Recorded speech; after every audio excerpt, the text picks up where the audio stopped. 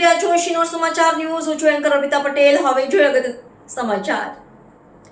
સુપ્રસિદ્ધ યાત્રાધામ પાવાગઢ ખાતે ગુરુ પૂર્ણિમા નિમિત્તે 1 લાખથી વધુ માઈ ભક્તોએ શ્રી મહાકાળી માતાજીના દર્શન કરી ધન્યતા અનુભવી.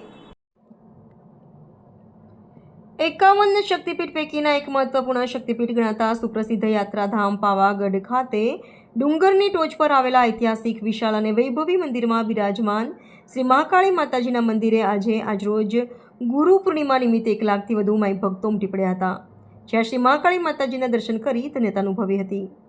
રિપોર્ટર દીપક તિવારી, શિનોર સમાચાર ન્યૂઝ, પંચમહાલ. શક્તિપીઠ પાવાગઢ ખાતે આજરોજ ગુરુ પૂર્ણિમાનો દિવસ હોય મોટી સંખ્યામાં યાત્રિકો માતાજીને શીશ નમાવવા માટે ખૂબ જ વહેલી સવારથી ઘોડાપુર ઉમટી આવ્યું છે. ત્યારે તંત્ર અને ટ્રસ્ટ દ્વારા ખૂબ જ સુચારું આયોજન કર્યું છે.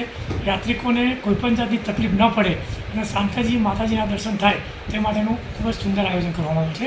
આજે આહલાદક વાતાવરણ વચ્ચે એક ખૂબ જ નજારો, કુદરતી નજારા પણ માણવા માટે યાત્રિકો ખૂબ જ મોટી સંખ્યામાં ઉમટ્યા છે.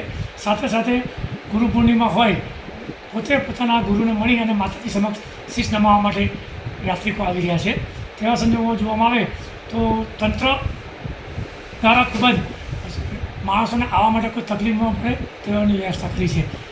સાથે સાથે જોવામાં આવે તો ટ્રસ્ટ દ્વારા એક અન્નક્ષેત્ર પણ ચૈત્રી માસથી શરૂઆત કરેલ છે.